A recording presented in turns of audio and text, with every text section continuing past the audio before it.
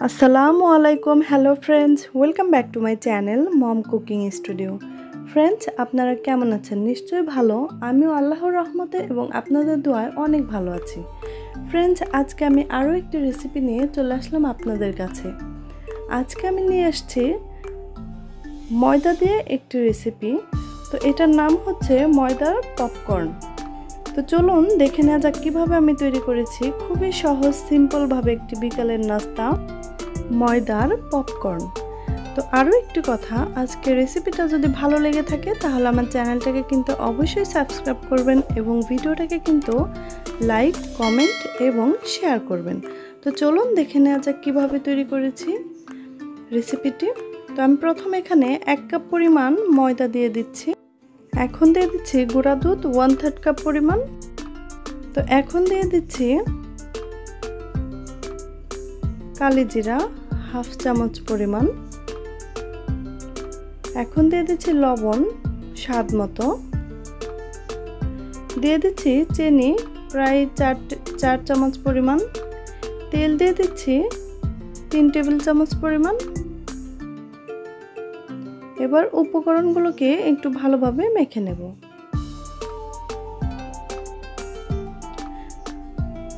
তো এখন আমি এখানে অ্যাড করছি দুধটা আমি আগে জাল দিয়ে রেখেছি, তো অল্প অল্প করে দেব আর একটু মিক্স করে নেব।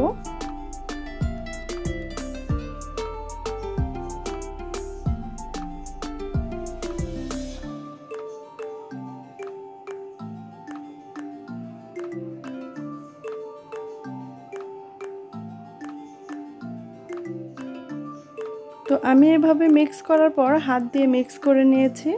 তো ডোটা আমার এভাবেই তৈরি করে নিয়েছি। ডোটা তৈরি হয়ে গেছে। এবার আমি এটাকে ঢাকনা দিয়ে ঢেকে নর্মাল টেম্পারেচারেই রেখে দেব 10 মিনিটের জন্য। তো 10 মিনিট পর ফিরে এলাম। তো এবার আমি ডোটাকে আরও একটু তৈরি করে নেব। ডোটা কিন্তু অনেক সফট হয়ে গেছে। এবার আমি একটু মথে নিয়েছি। একটু সামান্য ময়দা ছিটিয়ে দিয়ে আমি ডোটাকে একটি রুটির মতো বেলে নেব। কিন্তু রুটির মতো পাতলা হবে না, রুটিটা হবে মোটা। দেখতে পাচ্ছেন রুটিটা কিন্তু আমার মোটা করে তৈরি করেছি। এবার একটি নাইফের সাহায্যে আমি 4 ছাড় দিয়ে ভালোভাবে কেটে নেব স্কোয়ার শেপ দিয়ে। এবার আমি এভাবে ছোট ছোট করে টুকরো করে কেটে নেব। তো সবগুলো আমার কেটে নেওয়া হয়ে গেছে। এবার আমি এখান থেকে কিছু তুলে নিয়ে ভেজে নেব। তো আমি প্যানে তেল গরম করে দিয়েছি আগেই। তো এখানে আমি পপকর্নগুলো দিয়ে ভেজে নিচ্ছি। মাঝারি আঁচে ভেজে নিতে হবে। মাঝারি আঁচে ভেজে নিলে কিন্তু একটু মুচমুচে খেতে হবে, খেতে অনেকটা ভালো লাগবে। আর পুড়ে যেন না যায় এজন্য অনবরত নেড়ে যেতে হবে, উল্টে পাল্টে ভেজে নিতে হবে। খেয়াল রাখতে হবে প্রত্যেকটা যেন ভালোভাবে ভাজা হয়।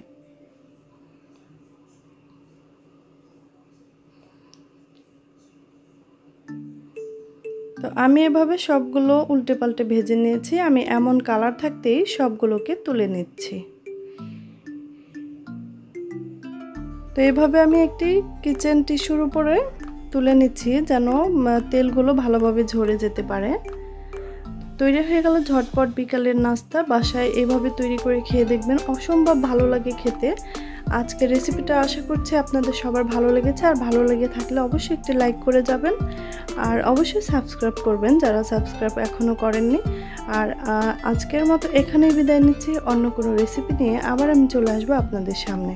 সেই পর্যন্ত আপনারা খুব ভালো থাকবেন আর আমার জন্য কিন্তু অবশ্যই দোয়া করবেন।